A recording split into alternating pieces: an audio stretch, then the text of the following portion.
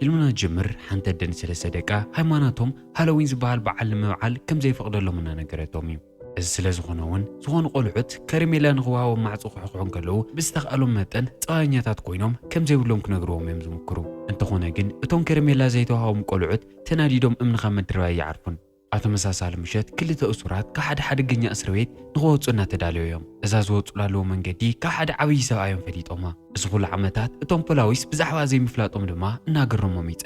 جنبوجنا تيري لو ما أنت أملاق حجيزهم كفت بيت ما أسرت من كي تشجري واتو أفدقت بيت ما أسرتي نجوزو خيد زدال نورا جاردي رغومو بمسارح فراريهم نامكينو مأتيهم حيزوهم من خير يجددوا اتحققن بوچنا تيري بتاع مستفلالي بحر زلوم زي سما معصواتهم بزحت ساعات زنور لكواوي أو زوت حلو ساعات دما بوچن تيري ناي وعلو مكينا نخلشن بناي وعلو منقد نخقعزن يلو كافتا مكينا يبرو جن تيري بوش زولو كنت مسمع اتناي قوان بحرتاتو يسعرمو نفتح عنطو نرئون زنورنا قزياتي بزحزن منقدي إزاده سلس يوم دك أبينا تعويم سلز نورت نتيري تتوكو بلو زغل ساعي نورن زدما نتيري زالت صدفرت يفترلو بوش أجر سمعوا نفتوش تجازا خاطن كلو بناي تيري تجار بتعمين نادي دمو كتكيتونا مريت يودقو كلتي أم كباسون كلوجن أثناء تيري مسارحيت أو أجرت فيليب زبال نيشي يقول عتودق جن بوش أو كنت تعمل مسارح قلتي فم العال نت فيليب زبال تان أتاشوجود كم يجرت كمل لهم زغال كلامه دي جمر فيليب نديو نحل بهم مقارو زنور دفرت استدنا غيز مسل جن كل زوج وقع زت مسيتون كلو ما نمسو زي تتصبي حدا جرويت مسارح يزون نفتوش تياتي أتقولت تي توكسونو ما نمنخي ود بوجنا تيري نتهزان كم كلاخل جيروم حيزوم جوي مونا مكينة سقيلهم مسؤوم نغمالو أوي قدادو كم زيلي دما حدود شدش عمد قلعة كريئنا زي كبع علم توقوتي تياتي جن بداك إيمبر ناي بوجنا فيليب ركب بوش تستفل ملكع خيز مغانو ما نمسوي تتصبين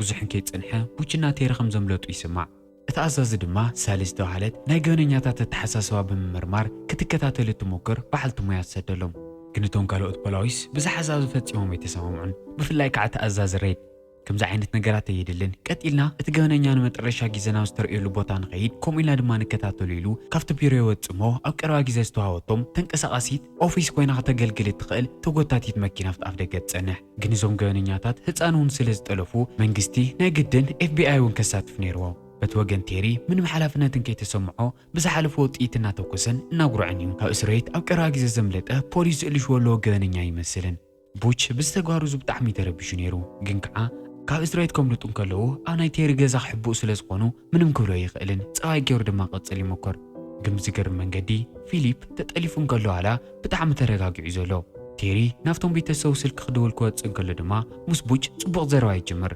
ብዙሕን ከይፀንሐ ቴሪ ናብታ መኪና ሕማቕ ዜና ሒዙ ይምለስ እቶም ክሓብዎም ዝፅበዩ ነብሩ ቤተሰቡ ስልከ የልዕልዋን ዘለዉ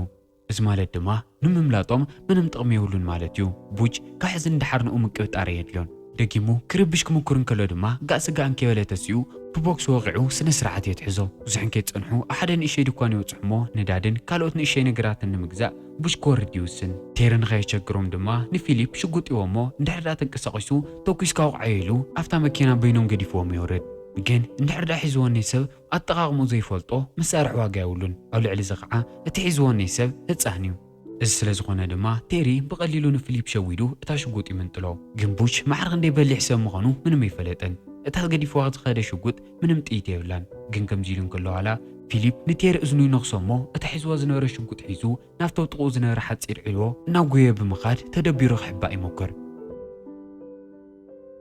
ኣብ ተመሳሳሊ ሰዓት ቡሽ ካብቲ ድኳን ይወፅእ እሞ ንኽልቲኦም ኣብታ መኪና ክስእኖም እንከሎ እንታይ ከም ዝተፈጠረ ተረዲእዎ ናብቲ ናይ ዒልዎ ግራት ይኸይድ ኣጋጣሚ ኮይኑ ቡች ንፊሊፕ ቀዲሙ ይረኽቦ እታ መሳርሒ ይቕበሎ እሞ ብዙሕን ከይፀንሐ ንቴሪ እውን ይረኽቦ እሞ እታ ቀጥታ ስሒቡ ኣብቲ ግራት ይቐትሎ ድምፂ እቲ ጥይት ሰሚዑ እቲ በዓል ድኳን በትሪ ሒዙ ይወፅእ እሞ ቡች ሽጉጥ ሒዙ ክሪኦ እንከሎ ፈሪሕ ናብ ውሽጢ ይምለስ ሕጂ ኩሉ ነገር ኣብ ትሕቲ ቁፅፅሩ ስለ ዝኾነ ቡች ንፊሊፕ እሱር ገይሩ ምስኡ ክማልኦ ይደልን ክትመፅእ ትደሊ ዲኻ ኢሉ ድማ ይሓቶ ግን ብዝገርም መንገዲ ፊሊፕ ዝመለሶ መልሲ ማንም ሰብ ኣይፅበዮን ናፍታ ተጨኒቓሉ ዝነበረ ተዲኦ ክንዲ ምምላስ ምዝ ካብ ገዝኡ መንጢሉ ዝወሰዶ ገበነኛ ምኻድ ይመረፅ ፖላዊስ ብዛዕባ እቲ ተኹሲ ይድወለሎም እሞ ናብቲ ቦታ ምጓዓዝ ይጅምሩ ልዕሊ ኩሉ ዘገርማ ነገር ግን ሳሊ ማዕርኽ እንደይ ፈጢኖም ክፈላለዩ ከም ዝወሰኑ እዩ እቲ ዝገርም ነገር ሳሊ ክልቲኦም ከም ዘይሰማምዑ ብደንብ ጌራ ፈሊጣ ነይራ ዝተፈላለየ ባህርን ጸባይን ስለ ዘለዎም ኣብ ልዕሊ እዚ ቡች ናይ ፕሮፌሰር ዝኣክል ፍልጠት ስለ ዘለዎ ንኽንሕዞ ፍልይ ዝበለ ኣሰራርሓ ከድልየና ኢላ ትዛረብ ግን ሬድ ንዘረባ ክንዶ ይተገደሰን ኣብቲ ናይ ገበን ቦታ በፂሑ ነቲ ዝሞተ ናይ ቴሬሳ ክሪኦ እንከሎ ግን ሓቃ ምዃና ርግፀኛ ይኸውን ሕዚ እቲ ዓብዪ ሕቶ ቡች ንፊሊፕ ሒዝዎ ናበይ ዝኸይድ ዘሎ ብዘይፈልጦም ሰብ ኣቦን ወድን ሃገሮም እናተንቀሳቐሱ ንምርኣይ ብሰላም ዝጓዓዙ ዘለዉ እዮም ዝመስሉ ፊሊፕ ንቡች ክሓቶ እንከለውን መኪና ክንቅይር ኣለና ታራ መኪና ዘይኮነስ ሓንቲ ፍልይ ዝበለት ሞዴል ኢሉ ይነግሮ ግን ክሰርቁ ምዃኑ ምስ ፈለጠ ፊሊፕ ፈቃደኛ ኣይኮነን ቡች ድማ ኮነ ኢሉ ጨዋታ ምዃኑ ይነግሮ እሞ ኣብ ሓደ ግራት ክበፅሑ እንከለዉ እታ ኣብቲ ናይ መኪና መፍትሒ ለዋዶ የብላን ርኢኻያን ዓና ሃልይልእኾ ፊሊፕ ናይ ሓቂ ጨዋታ መሲልዎ ብጣዕሚ ተሓጒሱ እናጉየ ካብታ መኪና ይወርድ እሞ መፍትሒ ከም ዘላ ይነግሮ ግን ቅድሚ ምምላሱ ፊሊፕ ሽንቲ መፂኦ ስለ ዝነበረ ናብቲ ግራት ገፁ ይኸይድ ቡሽ ድማ ርግዕ ኢሉ ናፍታ ዝደልያ መኪና እናኸደ ይፅንሕ ግን ስቑ ኢሉ ቅድሚ ምስቃሉ እቲ ናይ እስረቤት ክዳውንቲ ቅይሮ ስለ ዝደልየ ካብቲ ተሰጢሑ ዝነበረ ክዳውንቲ ይወስድ እዚ ክገብሩ እንከለዎ ግን እቲ በዓል ዋና ኣብቲ ሕርሻ ኮይኑ ይሪኦም እሞ እንታይ ከም ዝተፈጠረ ንምርኣይ እናጉየ ይቐርብ ግን ኣብታ ወሰኒት ሰዓት ንሳ ፊሊፕ ገና ናብታ መኪና ይተመለሰን ከምልጡ ክምክሩ እንከለዉ ድማ እቲ ንብረቱ ዝስረቕሎ በዓል ገዛ ኣብቲ መስኮት ተንጠልጢሉ ምስኦም ይጉተት ግን ፊሊፕ መንጎ ኣትዩ ነቲ ሰብኣይ ኢዱ ንኽሰሞ ካብ መኪንኦም ምስ ወረደ እቲ ናይ ምምላጥ ጉዕዞኦም ይቕፅሉ ብዘጋጣሚ እዚ ድማ ቡች ንፊሊፕ ዝበለፀ ይፈትዮ እሞ ኣብ ጉዕዞኦም እናውግዑ ክቀራረቡ ዕድል ይረኽቡ ለካ ፊሊፕ ኣብ ህፃንነቱ እዩ ኣቦ ሓዲጉ ጠፊኡ ግን ሞይቱ ዘይኮነስ ሓላፍነት ንኸይዋፃእ ይሃዲሙ ብዝገርም መንገዲ ቡች እውን ቁልዕነቱ ምስ ናይ ፊሊፕ ተመሳሳሊ እዩ ነይሩ ዝበለፀ ክቀራረቡን ክፋቶይን ድማ ይገብሮም ዝሕንከ ፀንሐ ቡች መኪና ከም ዝቐየረ ዜና ናብቶም ፖላዊስ ይመፅእ እታ ገዲፍዋ ዝኸደ መኪና ንምፍታሽ ናብቲ ሕርሻ ይኸዱ እሞ ቡች እንድሕር ዳ ሃዲሙ እዛ መኪና ምፍታሽ እንታይ ክገብረና ኢሎም እናተኻትዑ ይፀንሑ ግን እቲ ትራንክ ከፍትዎ እንከለዉ እቲ መጀመርያ ካብ ቤት ማእሰርቲ ከምልጡ እንከለዉ ዝረኽብዎ ጋርድ ቴረቐት ኢልዎ ኣብኡ ተዓፅዩ ይፀንሕ ኣብ ተመሳሳሊ ሰዓት ቡችና ፊሊፕ ኣብ ሓንቲ ከተማ ይወፅሑ እሞ ንፊሊፕ ክዳውንቲ ክገዝኡ ናይ ሓደ ዕዳጋ ይኸዱ ምክንያቱ ፊሊፕ ካብ ዝጥለፍ ጀሚሩ ብታንቲ ጥራሕ ተኸዲኑ ዘሎ ከምዚ ኢሎም እንድሕር ቀፂሎም ትኩረት ብዙሓት ሰባት ክስዕቡ ስለ ዝኾኑ ድማ ቡች ስረን ጫማን ክገዝአሉ ይውስን ብዙሕ ከይፀንሐ ሓደ ፖሊስ ናፍታ ከተማ ይኣቱ እሞ እታ ዝተሰረቐት ብጫ መኪና ኣብ ሓደ ኣንጎሎ ጠጠው ኢላ ይርአ ኣብ ውሽጢ እቲ ድኳን ሓደ ኮፍ ኢሉ ዝነበረ ሰብኣይ እቲ ዘምለጠ እሱር ቡች ምዃኑ ይፈልጥ እሞ ናብ ፖሊስ ክድውል እናተዳለየ ይፀንሕ ግን እቶም ፖላዊስ ናይ ቡች ትክክለኛ ገጽ ስለ ዘይፈልጥዎ ም8 ዓመት ቆልዓ ከም ዘምለጠ ጥርሖም ይዛረቡ እዚ ንኸይፍለጥ ድማ ቡች ቀዲሙ ካብቲ ድኳን ይወፅእ እሞ ፊሊፕ ንኽስዕቦ ይገብር ግን ኦሮማይ እቶም ፖላዊስ ንሱ ምዃኑ ስለ ዝፈለጡ ሕዝቦም ምጉያ ይጅምሩ እንተ ፊሊፕ ዶ ኣብ ውሽጢ እቲ ድኳን እቲ ቅድሚ ሕጂ ክገብሮ ተፈቒዱሉ ዘይፈልጥ ናይ ሃሎዊን ኮስቱም ክሞክር ብጣዕሚ ሕጉስ ይኸውን ኣብ መጨረሻ እውን ክሰርቆ ይምክሩ እሞ እታ በዓልቲ ድኳን ግን ትሪኦ ዕድለኛ ኮይኑ ቡች ኣብታ ትክክለኛ ሰዓት ይመጽእ እሞ ጎቲቱ ናብ ውሽጢ እታ መኪና እትይዎ ይኸይድ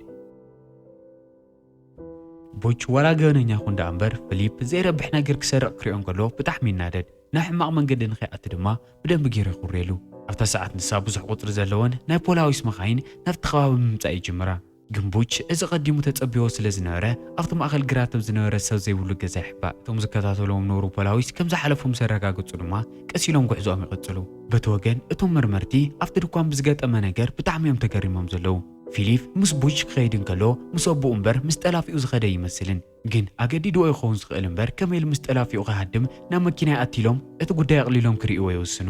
ቡች ናበይ ይኸይድሎ ይኸውን ኢሎም ምግማት እንትጅምሩ ድማ ሳሊ ሕሉፉ ሓደ ብሓደ ክትዝርዝረሎም ትጅምር ቡች ኣዲኡ ኣመንዝረያ ነይራ ክውለድ እንከሎ እውን ንቆልዑ ኣብ ዘይጥዕም ቦታ ይዓብዩ 8 ዓመቱ ሓደ ሰብኣይ ነታ መንዝራ ኣዲኡ እናቐጥቀጣ ይርኢ እሞ መሳርሒ ካብ ተሰሓበ ወፂኡ ተኪሱ ይቆትሎ ኣዲኡ እውን ኣብ 12 ዓመቱ ነብሳ ተጥፍእ እሞ ቤተሰብ ሓው ኣቦ ዘይብሉ ኣብዛ ዓለም ንወይኑ ትገድፎ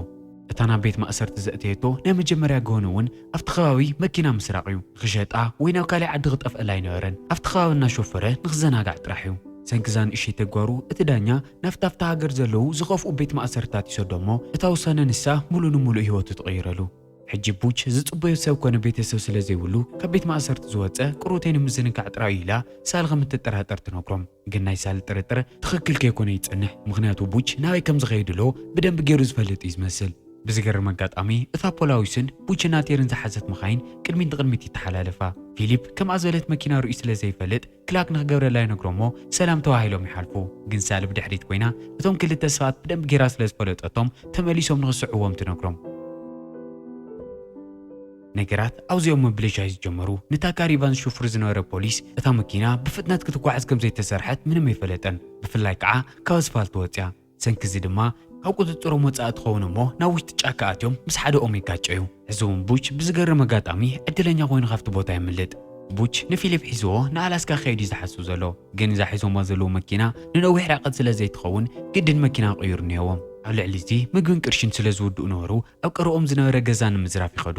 ከምቲ ዝተለመደ ፊሊፕ ንኸይኣውዮ ድማ ጨዋታ ምዃኑ ይነግሮ። ቡች ንፊሊፕ ሃሎዊን እዩ እቲ ማዕፆ ሓቑሓ እሞ እዘን ዝብለካ ነገራት ሕተታ ኢሉ ይነግሮ። ፊሊፕ ቅድሚ ሕጂ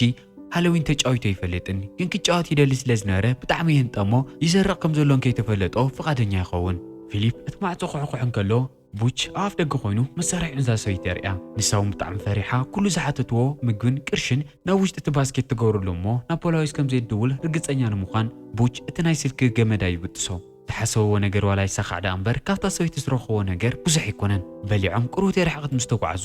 ቡች እቲ ብቅድሚኦም ዘሎ መንገዲ ምርማር ይወርድ። ኣብ ሓደ ነዊሕ ጎቦ ኮይኑ ክርኢ እንከሎ ድማ እቲ ጥርጣሪኡ ትኽክል ኮይኑ ይጸንሕ። ብዙሓት ፖላዊስ ኬላ ሰሪሖም እናተጸበይዎም እዮም።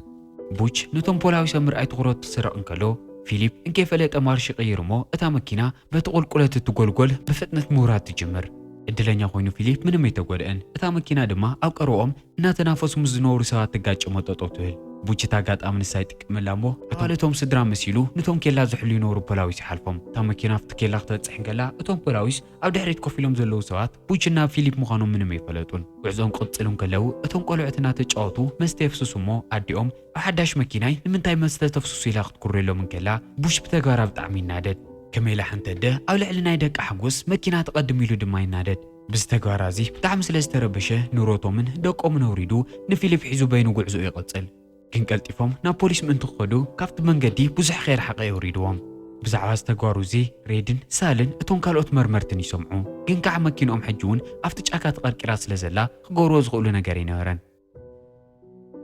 ኣብ ተመሳሳሊ ሰዓት ቡች ምስ ፊሊፕ ግዜ ብዘሕለፈ ቁፅሪ ዝበለፀ እናተደነቐ ይመፅእ። ካብ ዝውለድ ፈፂሙ ናብ ሮለር ኮስተር ተሰቂሉ ከም ዘይፈልጥን ምንም ዓይነት ምቁር ነገር ክበልዕ ከም ዘይፍቀደሉን ይሰምዕ እሞ ኣዲኡ ሙሉእ ቁልዕነቱ ከም ተወስደሉላ ይስተውዕል። ኣኻ ምምላስ ምስ ገበነኛ ክጠፍእ ዝመረፀ ደኣ ሓቁ እንዲኢሉ ድሕሪ ምሕሳብ ካብታ ጣዕሙዋ ዘይፈልጥ ናይ ቁልዕነት ታሕጓስ ንእሽተይ ንኸስተማቕር ኣብ ልዕሊ እታ መኪና ይኣስሮ እሞ ኣብ ሮለር ኮስተር ተሰቂሉ ዝጫወት ዘሎ ኮይኑ ንኽስምዖ ይገብር። ክመሽን ከሎ ድራሮም ንምብላዕ ናብ ሓደ ባር ኣትዩ። ብዝገርም መንገዲ እታ መስተኣናጋዲት ብቡች ተማሪኻ ስለ ዝነበረት እቲ ምሸት ብሓደ ንኸሕልፉ ትጋብዞ። ግን ቡች ንፊሊፕ ኣበይ ከም ዝገብሮ ምንም ኣይፈልጥን። ናተጫወትካ ጽንሐኒ ኢሉ ንደገ ክሰዶ እንከሎ እውን ፊሊፕ ብተደጋጋሚ እናተመለሰን ብመስኮት እናጠመተን የቋርጾም ስለ ዝነበረ ኩሉ ነገር ሓዲጉ ክወፅእ ይውስን። ካልኦት ሰባት ብዝተግባሩ ዝኽናደዱ ይኽእሉ እዮም ግን ቡች ኣይኮነን። እናሰሓቐ ከም ቀልዲ ወሲድዎ ድማ ናብ መኪንኡ ተሰቒሉ ሒዝዎ ይኸይድ። ቅሩተይ ድሕሪ ምጓዓዝ ቅሩተይ ንምዕራፍ ክድቁስ ይውስኑ እሞ መኪንኦምን ባዕሎምን ንኸይረአዩ ኣብ ጥቖም ናብ ዝጸንሐ ናይ ዒልዎ ግራት ኣትዮም ይሕብኡ። ዜሩ ግን ቆልዓ ኣዲኡ ካብ ምንፋቕ ዓደ ይውዕልን ገዛይ ክምለስ ይደሊ እኽሎ እንከሎ ድማ ቡች ኣብ ክንዲ ምንዳድ ድሓር ክወስደካ ይብሎ እሞ ኣብ ወረቐት ኩሎም ክትገብሮም ትደሊ ነገራት እስኪ ዘርዚርካ ጸሓፎም ኢሉ ይነግሮ። በቲ ወገን ሳሊ ብዛዕባ ቡችና ጽናዕትን ገላ ቡች ቅድሚ 15 ዓመት መኪና ሰሪቑ ክእሰር እንከሎ ዝሓዞ ሰብ ሬዲ ነይሩ። ካብ መጀመርያ ጀሚሮም እቶም ፖላዊስ ቡች መን ምዃኑን ንምንታይ ናብኡ ከም ዝኣትየን ይፈልጡ ነይሮም እዮም ግን ድማ የምስሉ ነይሮም። ሬድ ኣብዚ ኩነታት እዚ ኩሉ ነገር ክናዘዝ ይግደድ። ኣዲኡ ንቡች ዓርሳ ቀቲላ ክትመውት እንከላ ምስቲ 24 ሰዓት ሰትን ኩሉ ግዜ ዝባኣስ ነብኡ ክነብር ተገዲዱ ነይሩ። ግን ሬድ ካብ ምሰብኡ ምንባር ኣብ እስራኤል ቅሩተይ ዓመታት ፀኒሕካ ምውፃእ ይሕሾ ብዝብል ሓሳብ ነቲ ዳኛ ናብቲ ከቢድ ቤት ማእሰርቲ ንክሰዶ ይእምኖ። ግን እታ ውሳነ ንሳ ብጣዕሚ ዓባይ ጌጋ ኮይና ትፅንሕ። እቲ ፀባያኛን ስነ ስርዓት ዘለዎን ኮይኑ ክወፅእ ፅበዮ ነሩ ቡች ድማ ተፃራሪ ይኸውን። እቲ ወገን ቡችና ፊሊፕ ካብ ድቃሶም ሓደ መብራህቲ ዝሓዘ ሰብ የተስኦም። መጀመርያ ፖሊስ መሲልዎም ተደናጊፆም ይፀንሑ። ግን ዕልውኡ ንምዕፃድ ዝዳለ ነበረ ወናኒ እቲ ግራት እዩ።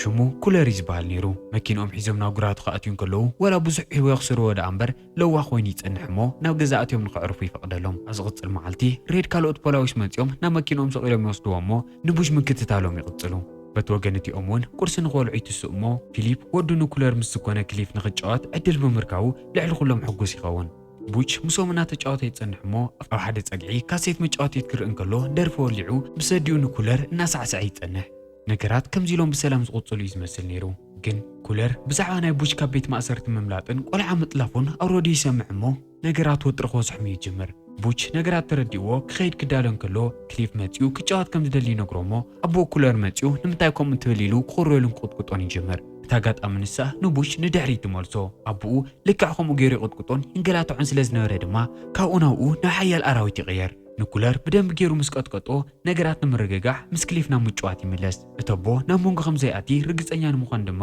ንፊሊፕ ሽጉጥ ይዎሞ ኩለር ክንቀሳቐስ ተሞኪሩ ተኩስ ካውዓዩ ኢሉ ይነግሮ ቡች ኣብ ሰዓት እዚ ኣብ ነብሱ ዝነበረ ቁፅፅር ሰኣን እዩ ዝመስል ንፊሊፕ እንኳ እንተኾነ ብፀባይ ምዝራብ የቋርፆ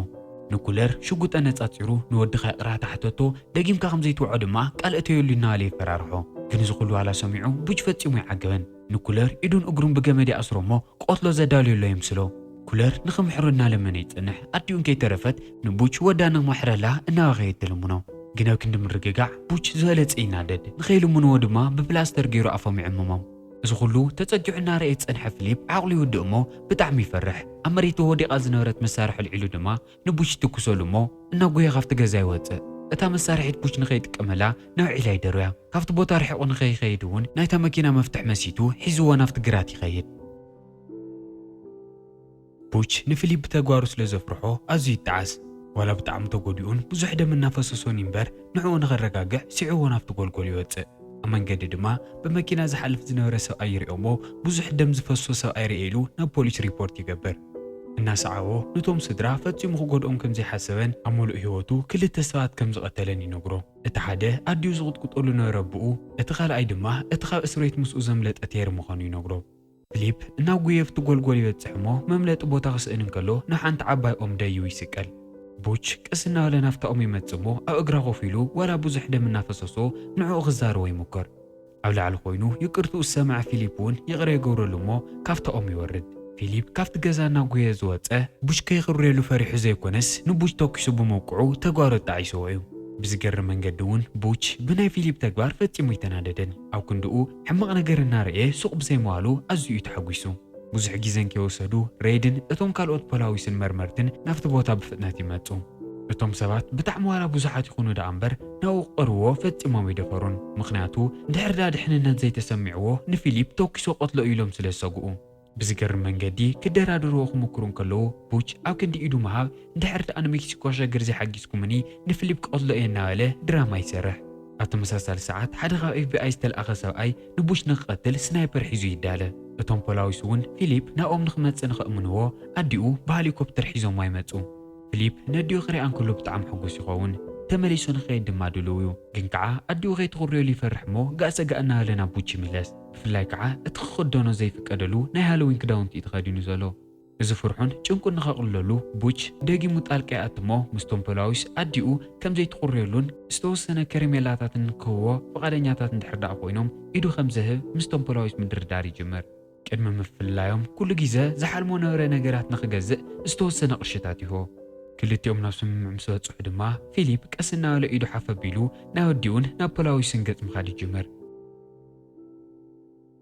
ኣብ ተመሳሳሊ ሰዓት ቡች በቲ ዝነበሮ ዝተረፈ ጉልበት ተጠቒሙ ካብቲ ቦታ ከምልጥ ይሞክር ግን ፍርቂ መንገዲ ክበፅሕ እንከሎ ፊሊፕ ንቡች ብጣዕሚ ይጭነቐሉ እሞ እናብ ጎየናኡ ይምለስ ምእንቲ ክትሕከም በጀኻ ኢድካ ሃቢሉ ድማ ይመኽሮ እዚ ኣጋጣሚ እዚ ንኩሎም ሰባት የገርሞም ሬድን ከይተረፈ እቲ ቆልዓ እንድሕር ክንዲ ዝፈትዮ ኮይኑ ክጎድኦ ይሓስበን ማለት ኢሉ ምጥርጣር ይጅምር ርግፀኛ ንምዃን ድማ ነቶም ፖላዊስ መሳርሒኦም ንኸውርዱ ይነግሮም እሞ ምስ ቡች ቀሪቡ ንኽዘራረብ ቀስ እናበለ ናብቲ ጎልጎል ይኸይድ ምዝራብ ክጅምሩ እንከለዉ እውን ቡች ካብ ፈለማ ሽጉጥ ከም ዘይሓዘን እቲ ሒዝዎ ነበረ እውን ጥይት ከም ዘይነበሮም ብምንጋር ኢዱ ንኸብድሉ ምዃኑ ይነግሮ መጀመርያ ግን ክገብሮ ዝደሊ ሓደ ነገር ነይርዎ ንፊሊፕ ቅድሚ ምፍላዩ ናይ ስንብት ክህቦ ዝደሊ ውህብቶ ነይራቶ ቡች ናይ ፊሊፕ ውህብቶ ካብ ድሕሪት ጅቡእ ከውፅእ ኢዱን ድሕሪት ክሰድድ እንከሎ እቲ ብርሕቐት ዝሪኦ ነበረ ስናይፐር መሳርሒ ዘውፅሎ መሲልዎ ሃንደበት ተኪሱ ኣፍ ልቡ ይወቕዖ እቲ ናይ ጥይት ድምፂ ክሰምዕ እንከሎ ፊሊፕ ኣዝዩ ይድንግፅ ኣዲኡ ናብ ጉየት መፅያ ሓቂፋ እኳ ከተረጋግዖ ተሞከረት ፈፂሙ ጠጠው የበለን እቶም ፖላዊስ ጎቲቶም ካብ ቡች ቅድሚ ምፍላዮም ድማ ፊሊፕ እታ ካብ ጅቡእ ዘውፅሎ ውህብቶ ተቐቢልዎ ይኸይድ ካብ ኣቦኡ ዝተቐበላ ፍልይቲ ናይ ፖስት ካርድያ ነይራ በቲ ወገን ሬድ ብጣዕሚ ይናደድ እሞ ነቲ ስናይፐር ሒዙ ዝተኮሰ ናይ ኤፍቢኣይ ኤጀንት እናብ ጉዮ ኸይዱ ቦክስ ይወቕዖ ናይ ቡች ህይወት ማዕረ ክንዲ ዝኽበላሸ ዝኽኣለ ብታ ንሱ ዝወሰና ንእሽተይ ውሳነ ኮይኑ ስለ ዝተሰምዖ እውን ብተግባሩ ኣዝዩ ይሓርቕ ቅድሚ 15 ዓመት ቡጅ ክፍረዶን ከሎ ነቲ ዳኛ ናብቲ ሓደገኛ ቤት ማእሰርቲ ንኽሰዶ ተዘየእምኖ ነይሩ ነገራት ዝተፈለዩ ኮይኖም መሃለዩ ኣብቲ ናይ መጨረሻ ሰዓት ፊሊፕና ዲኡ ናብ ሄሊኮፕተር ተሰቂሎም ናብ ከተማ ይምለሱ ብልዓል ኮይኖም ክሪእዎን ከለዉ ቡጅ ሕጂ እውን ሰላማዊ ብድቃስ ዝደቀሰ እዩ ዝመስል ኢዱ ተተርኢሱ ንሰማይ እናጠመተ ሃንዲ ድቃስ ወሲድዎ ጽቡቕ ሕልሚ ዝሓልም ነበረ መሲሉ ፊሊፕ ንኽሰናወቶ ይግደድ ናይ ሎማዓንቲ ፊልምና እውን ከምዚ ኢሉ ይውዳእ ብወገነይ ኣዝየ ስለ ዝፈተኽዎ ካብ 10 9 ወይ ክሓልፍ ንስኹም ከ ካብ 10 ክንደይ ትህብዎ ኣብ ኮመንት ጸሓፉለይ ቻናልና ሳብስክራይብ ቪድዮታትና ላይክ እና ሼር ማልክ ይትርስዑ ደጊምና ብኻልኦት ፊልምታት ክሳብ ንራኸብ ሰናይ ጻንሒት